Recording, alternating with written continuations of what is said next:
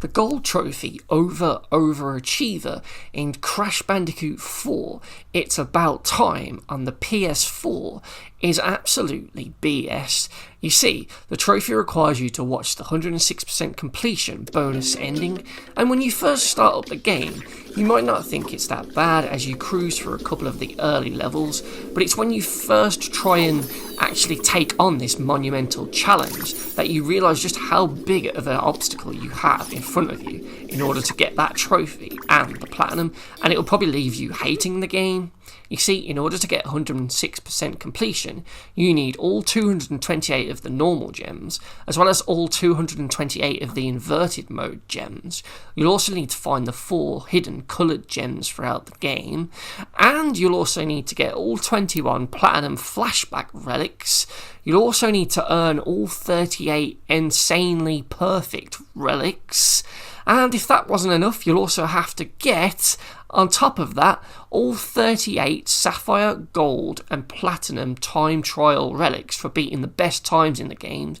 And in order to get those 228 gems, you need all fruits in the levels, smash all the crates in the levels, and die 3 times or less. All that just for one trophy. My word, what were they thinking here? I really don't get it, because there seems to be a mentality nowadays that Crash Bandicoot should be this super hard platformer, the Dark Souls of platformers, that's what they all say, when really, in reality, only Crash Bandicoot 1 was quite hard. The others were always a fair challenge, they weren't overly BS.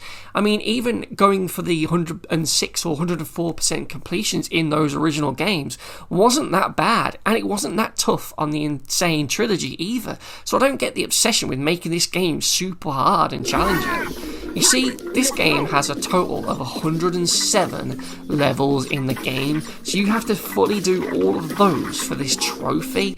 So that is 107 stages where you'll just absolutely rage, and trust me, you will, because that's 107 chances for you to complete a stage, but end up being 1 box short, and trust me, that will happen a lot of times, because these boxes are just stupidly well hidden at times. There's also plenty of opportunities for you to fail the stage, dying 3 or more times to avoid that gem, and trust me, you'll be doing that a lot, because especially on some of the later stages in Cortex's lair, they're just insanely difficult. It's just absolutely stupid, and sure, it's not an impossible trophy, you can do it, but it just requires an awful lot of patience and practice for you to learn exactly where all the boxes are and to get through the stages without dying in order to get those gems, and it will take you an absolute age to do each stage one by one, that by the time you get this trophy and probably and then automatically get your platinum trophy, you'll just be relieved it's all over and never want to go back and play this game again, because it's just awful to 106% complete it. I'm just really disappointed with the direction they went with this game and how repetitive it is to have to replay stages multiple times to get all of these different requirements for all the gems, completing it without dying, getting all the boxes, getting all the fruit. My god, what were they thinking there? That is just ridiculous. And then having to do it again with the repeated inverted stages that only really just change the visual filter on top of the screen, so you're just replaying the stages again to get all of those. So really it isn't 100 stages, it's a lot less than that, and it just becomes a real repetitive grind to get everything, and it will just leave you hating the game, and that is why I just haven't bothered to do it, because I don't want to sully my experience of Crash, because I love these games, but this is just too much. I have better things to do with my time than try and memorise each stage and try and find all of these obscurely hidden boxes throughout each level.